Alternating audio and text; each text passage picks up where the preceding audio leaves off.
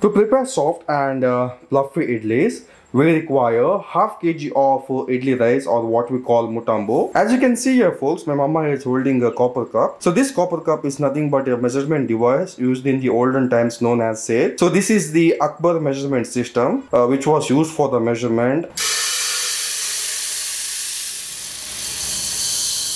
And here goes quarter cup or 50 grams of urad dal. So here is a quick tip folks. Always use fresh and within its shelf life urad dal. So the shelf life of urad dal is about 1 year. So if you use the aged urad dal, it doesn't fermentize well and your idlis will become dense. So always try to use the fresh urad dal for the nice and fluffy idlis. And here goes quarter cup of urad dal.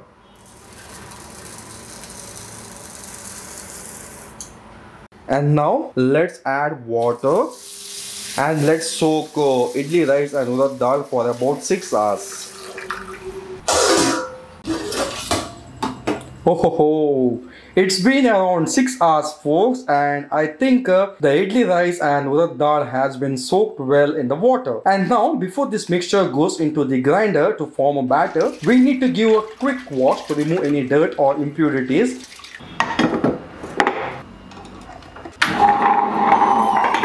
And now here we are done washing the urad dal and idli rice, and here it goes in the grinder. And now we need to make a fine batter. And here goes rock salt as per the requirement. And here goes 1 teaspoon of sugar. This is optional. If you don't want to add it, then it's completely left up to you. And folks, if you ask me how long will it take to form a batter, apparently it will take around 20 minutes. So let it grind for 20 minutes, then we'll come and check it out.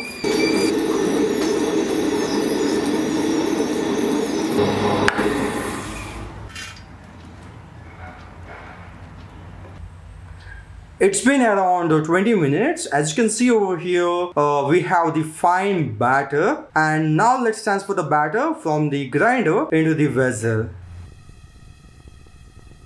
And now the next step is to add the yeast and make it more fermentized. But before the yeast goes into the batter, here there is the next step. So what we need to do is first take half teaspoon of yeast. And to this we are going to add a little bit of sugar. To this we are going to add lukewarm water.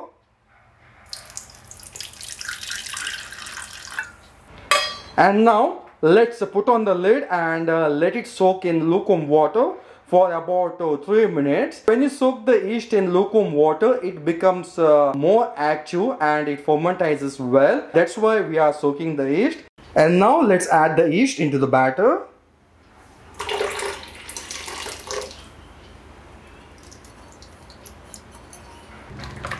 And now, once you are done adding the yeast into the batter, you need to whisk it nice and thoroughly.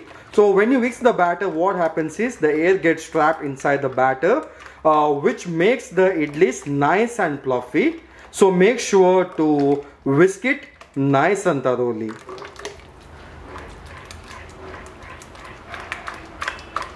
As you can see over here, the consistency of the batter, it's neither too thick or running, it's medium.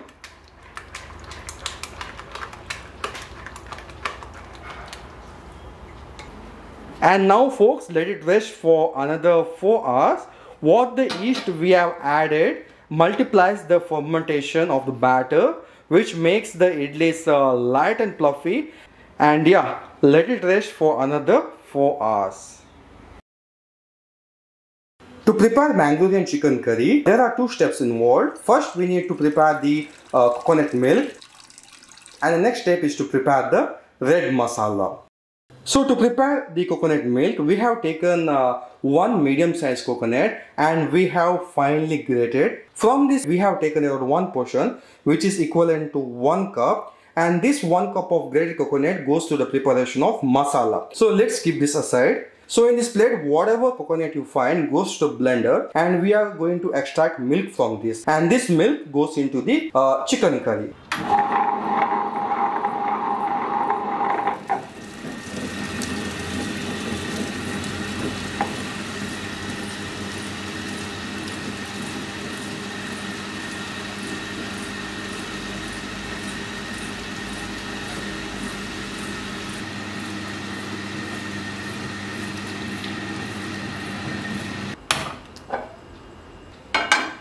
Meanwhile, when the coconut milk is getting ready in the blender, let's prepare for the masala.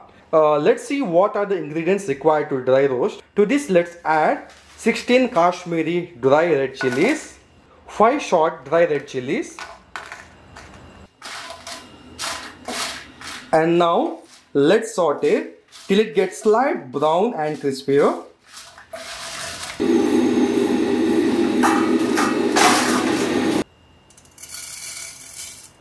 2 tablespoons of coriander seeds,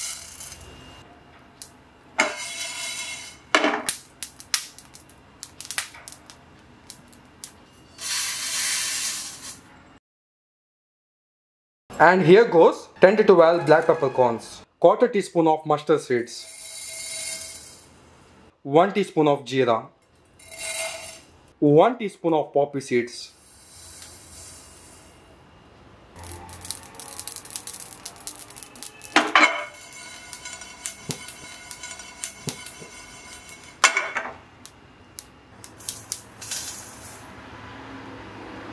over here we are done with the dry roasting part, and now we need to fry the onions. So let's add coconut oil to the pan,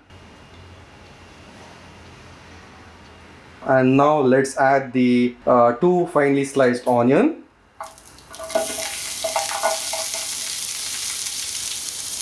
and now let's saute the onions till we get rid of the raw flavor.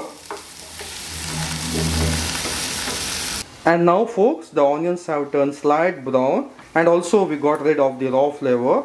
And before it goes into the blender, let it cool down to room temperature, and then we'll transfer it to the blender to prepare the masala. And to this, let's add few more ingredients. Here goes 5 cloves, 2 inch of cinnamon, pinch of tamarind, half teaspoon of turmeric powder, 8 flakes of garlic, 1 inch of ginger, 1 cup of coconut, which I have already kept aside.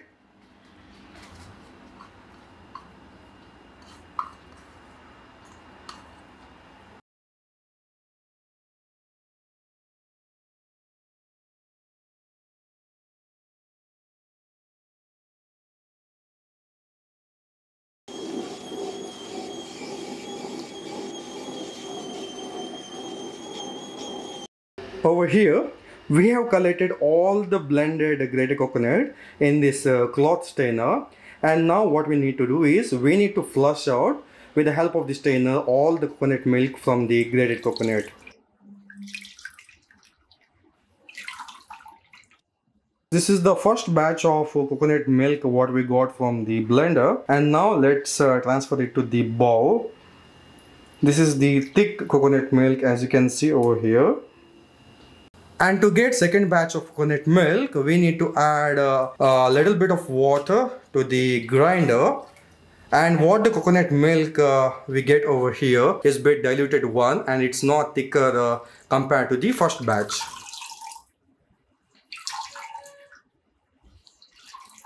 And here goes the second batch of coconut milk. From the consistency itself, you can notice that it's bit watery. This is the pulp left over from the second batch of coconut milk. And now to make the third batch of coconut milk, and now we are going to add a little bit of water to the grated coconut pulp, and now we need to squeeze out from the coconut milk from this leftover grated coconut pulp. And now what the milk we get from this leftover coconut pulp is considered as the third batch.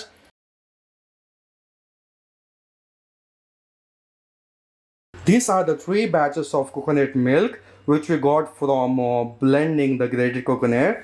The one which we got in the end, the third batch, goes in the blending of the masala. The second batch, which is bit watery, goes initially in the preparation of the chicken curry, and the creamy one, the creamy coconut milk, goes in the preparation at the end. So these are the 3 characteristics of 3 batches of the coconut milk. And now let's continue the process. And now all of these ingredients goes into the blender for the preparation of masala. Let's add all of these ingredients into the grinder, which we have already kept them ready. Here goes the third batch of runny coconut milk. And now here goes the onions. And now we need to make a fine paste of all of these ingredients. And now let it blend nice and thoroughly. To prepare chicken curry, first place a saucer pan on the stove, and to this we are going to add 1 kg of washed and clean chicken. To this goes 3 medium sized diced potatoes. To this goes second batch of coconut milk.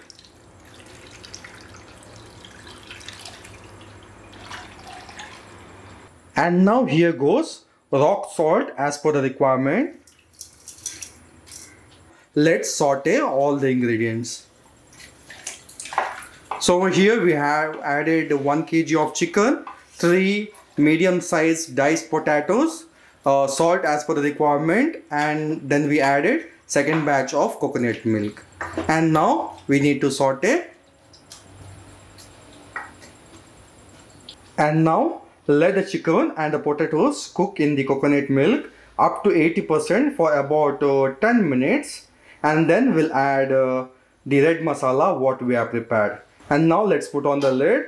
Let the chicken cook in the coconut milk.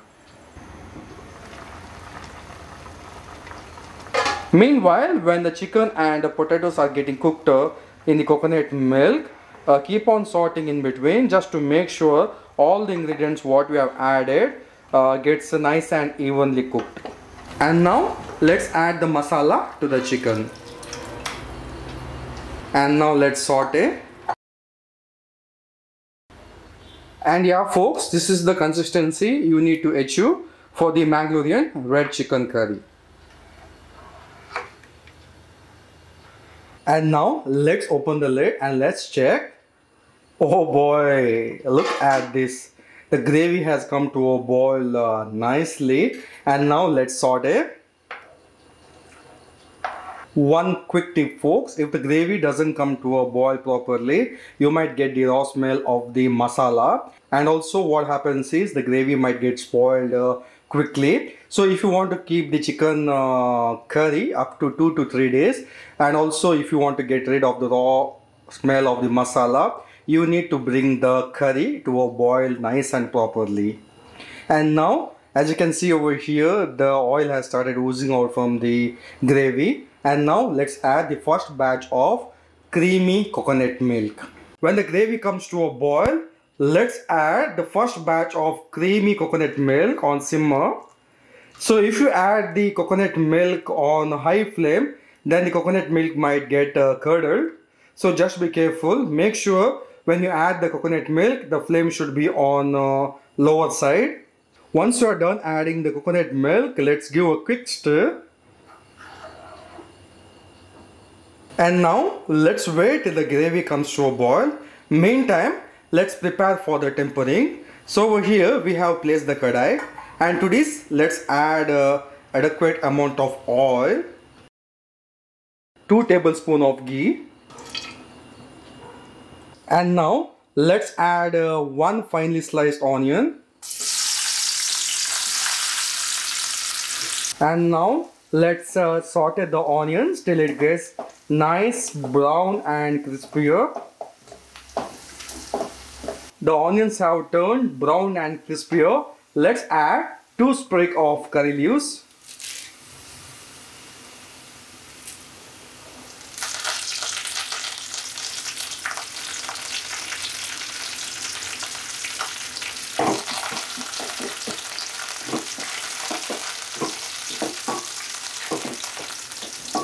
And now let's switch off the flame and let's place the tempering in the chicken curry.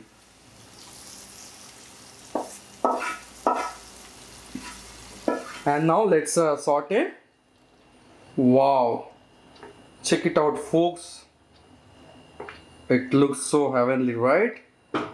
And yeah, and now let's switch off the flame, and here you go guys, the yummy and delicious Mangalorean red chicken curry is ready to serve hot. So this is how mama closes the idli batter with the cloth. and she ties the knot along with the bun. And now let's open the lid. Oh boy, check it out. How amazing the batter has turned out. And now let's give a quick mix.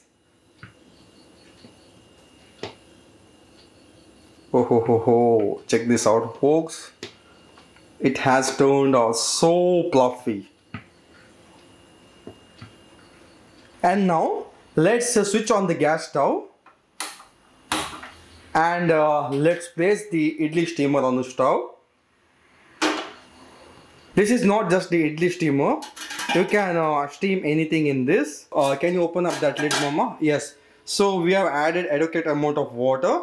And now let's put on the lid.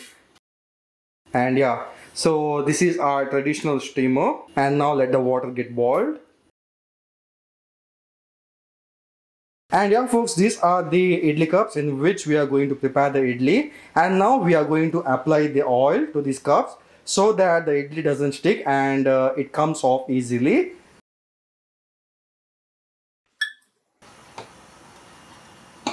And now let's pour the idli batter in these cups.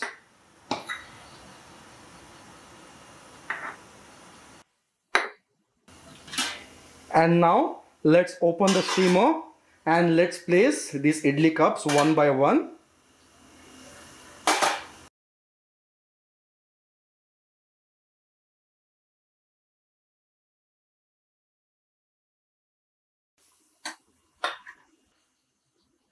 And now let's put on the lid and let's wait till the idli gets steamed. Apparently it takes around 15 to 20 minutes for the idlis to get cooked.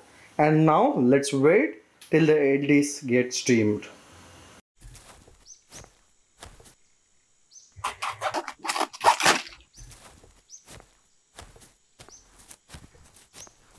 And now it's been around 20 minutes and the idlis are well cooked. And now let's open it up. And now let's remove the cups one by one.